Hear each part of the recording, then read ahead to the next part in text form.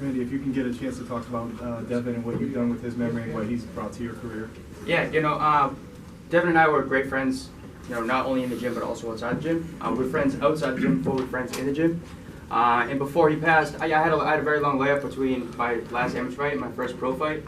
In my last amateur fight, he was always texting me, get a fight, get a fight, get a fight. And I'm like, no, like whatever.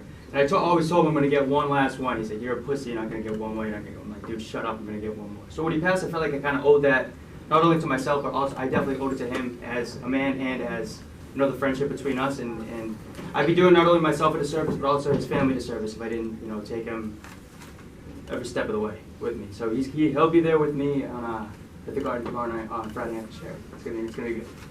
Joe just talked about the type of team that you have at Lausanne's and the vibe that's there. Can you just delve into that a little bit too?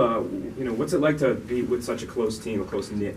Man, it's second to none of it over there. There aren't any egos. Everyone wants to help everyone out. It's not a bigger dick contest over there. Everyone wants to train. Everyone wants to help each other out. Like Joe was saying, he'll take on the coach role. He'll take on the training partner role. He'll take on the friend role, the mentor role. Joe has been open arms since I went into the gym. I not only consider him as a great friend, but also a coach, a mentor, a great training partner, and I'm just grateful to be a part of it. Listening to Joe, obviously he's got a lot of wisdom. I'm sure he's bestowed a lot of it on you. Can you even put into words what kind of mentor he's been to your career? He's like, there are a lot of guys I feel like they put on this fake act. Joe has been very raw from the beginning, and he never talked shit about any of his opponents. He was never like the asshole to the people he was fighting. He was always respectful, and then let the fighting show for itself. And I feel like I kind of do the same thing. I don't want to say anything bad about anyone. I don't really care. I have no malicious content or no malicious intent towards anyone. I just want to have some fun, dude. I just want to throw my bones around and have put on a show for everyone. I'm looking forward to Friday night. Speaking of having fun, you train with Greg Rebello, one of the best trash talkers in the gym. He's out of his fucking mind. Yeah, has that helped your game a little bit? Just seeing some of the quick-witted comments he has. Do you find that helps you a little bit? Yeah, he's also a great friend, training partner, coach, all that stuff. But I think the big thing that he brings for me is that him and I are very alike with the personalities. We're both Portuguese assholes. That's all there is to it. And I feel like he kind of grounds me when obviously fight week and fight night, there are a lot of nerves going around, and I think he just gets me level-headed and it's time to go. But he's definitely a piece of shit, that's for sure. He's really backed you, though. I know a lot of the coaches have, and they've really sort of believed in you. How much did that help, ultimately with the results we saw in the cage, just having a team that really believed in your talent level? Yeah, I think the coaches believed in me more than I believed in myself, and that was huge. Obviously, Joe Lausanne said a lot of great things about me. Greg Abello, Steve Mays, they all said a lot of great things about me, and it was tough for me to believe. And and once I kind of step back and all right, let's see if these guys are actually right about what they're saying, and let's start believing in myself. And I'm at this point right now. Granted, I lost my first fight, but I've never been in a better physical, mental, spiritual squad. I'm just ready to go, man. What was the feedback like from that first fight? Because you looked really good early on, and I think it sucks to lose, but I think you actually gained more fans from that performance. Yeah, I think I took a lot more positives than negatives in that fight. I was a unicorn going in. No one really knew. They knew I had a big right hand, a couple high kicks, a good, nice hair, and a fun walkout. No one knew that I actually had some talent. I didn't even know I had talent. I had never been punched in the face. I said this in a couple interviews before. In that fight, at one point there were 6 Brandon Davises. I was like, what the fuck is going on? This is outrageous. But it was so cool to me. I learned that I am as tough as what I hoped to be. I do have the style that I thought would be very fan friendly, and I feel like I have a lot more to showcase, and Friday night's gonna be a showcase for sure. Randy, go back to that trash talk. Your last opponent, Brandon Davis, you guys were extremely respectful, even to the point where he gave you your moment. Boston Salmon, you guys are saying that you're the friendly. Yeah. Do you want to face someone who's going to trash talk? And if so, will you trash talk back? To me, this is a sport. I don't need to like or dislike in the cage. There aren't any emotions. The relationship between my opponent and I are irrelevant in that time. Before the fight, I'm going to shake your hand. After the fight, I'm going to shake your hand. If you want to talk shit, then talk shit. I'm just going to separate myself. I've never been in a fist fight. I've never hit anyone ever in my life outside a sanctioned environment. I'm not going to start now just because now that someone wants to start pushing me. It's to me that's stupid. I don't want it. I don't want that stuff. We're gonna punch each other in the face. We get to put on a show. We get to make some money. Let's have some fun, dude. That's it. Watching your regional fights, you had one of the rowdier crowds that I think I've ever seen. It's pretty wild in there sometimes. Is going to be magnified at the Garden? Is the TD Garden security ready for that? Dude, so we were getting kicked out of the local shows because my friends, you know, I had a picture. I was blackout drunk in Vegas, and they blew it up and made it into a fathead and brought it to all the fights. It was just stupid. They brought it out to Atlanta. I had like 80 to 100 people in Atlanta with me. I was first fight night at 6 o'clock, and my friends were already doing shoeies. Like they're out of their minds, dude. So the Garden's it's gonna blow up, and everyone's gonna. I hope the UFC doesn't fire me just because my fans are a bunch of idiots. With that being said, as soon as this card was announced, you obviously wanted on it. You jumped on social media, you wanted to make it happen. Now that it's here and you're kind of spotlit a little bit, open workouts, you're here at the media day. What has this fight week been like for you?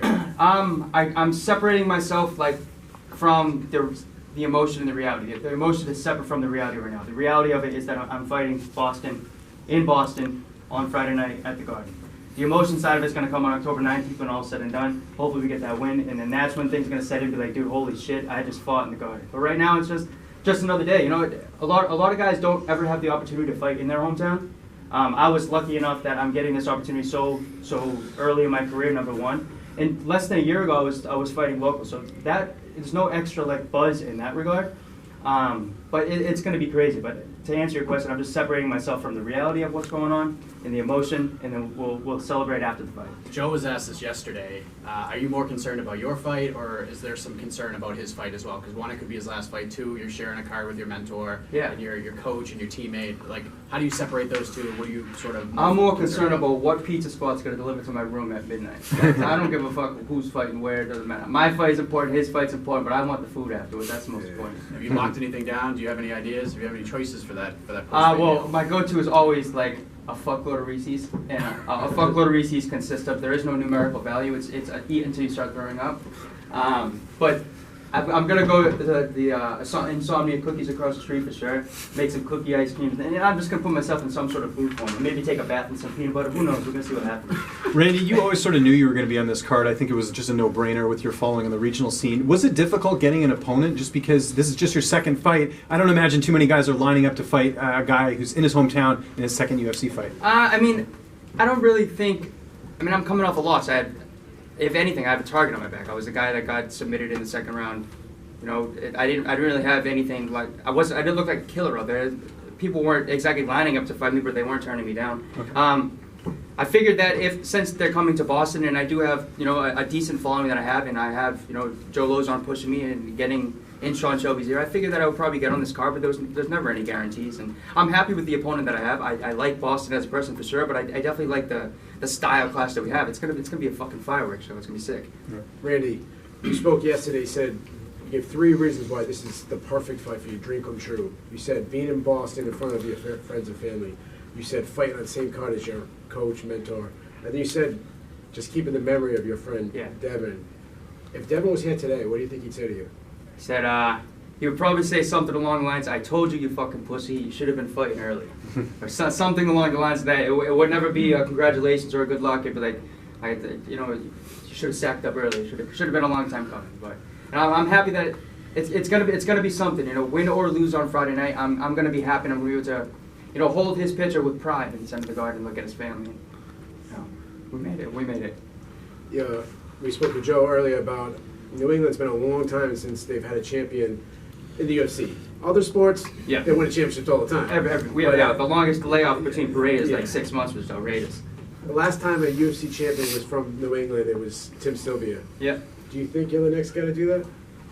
Who knows? I have a lot to prove. I think Calvin Cater's the next guy. I think Rob Font's the next guy. I think Joe Lozon could be the next guy. Who knows? I could be the next guy. Who knows? There are a lot of great fighters coming from Boston, and a lot of fighters that aren't signed to the UFC yet.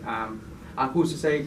I have no idea who the next one is. I'm just here to put on a show. I'm just going to keep doing my job. You already predicted that you and Boston will win the fight of the night. Win the fight of the night. Obviously, you're going to be going for submissions. You'll be going for knockouts. Yeah. But are you expecting it to go the distance? I'm expecting that we're both going to win $50,000 that night. I'm not expecting it. I'm not making any prediction either way. It's a fist fight. We're both going to go out there. We're going to try to punch each other's faces, and I'm going to try to kick his head off. He's going to try to kick my head off, and just enjoy the show. If you get that $50,000, what are you buying? I don't know, man. That's pizza. I might buy out the Hershey factory. Who knows? I mean, forget pizza. You get lobsters. I don't want lobster. Dude. I can have lobster when I'm dieting. I can't have pizza when I'm dieting. You and Boston are friends. You talked about this a couple different times. And I know you being from Boston, I grew up in the Boston area. When you're hanging out with your friends and something big's coming up, as the days get closer, you guys get more jacked up about it. Have you ran into him in the hotel? Have you both just kind of talked to each other about it and just gotten so fired up that you guys? I haven't seen him yet, but I definitely don't expect there to be like any like weird tension between the two of us. In a good way, though. Yeah, no, I expect that when we see each other, it's like I hug him like, dude, let's have some fucking fun. I don't think there's gonna be like any like grilling each other, anything stupid like that. I think it's let's put on a show, dude. You know how it is here. You know how the fans are in Boston. Let's live up to the hype. Let's steal the show on Friday night for sure. Anything special planned for the TD Garden walkout? Around here, I'm gonna do this to my hair a couple times, and then we're gonna sing that song around. It's gonna be crazy, man. It's gonna be good.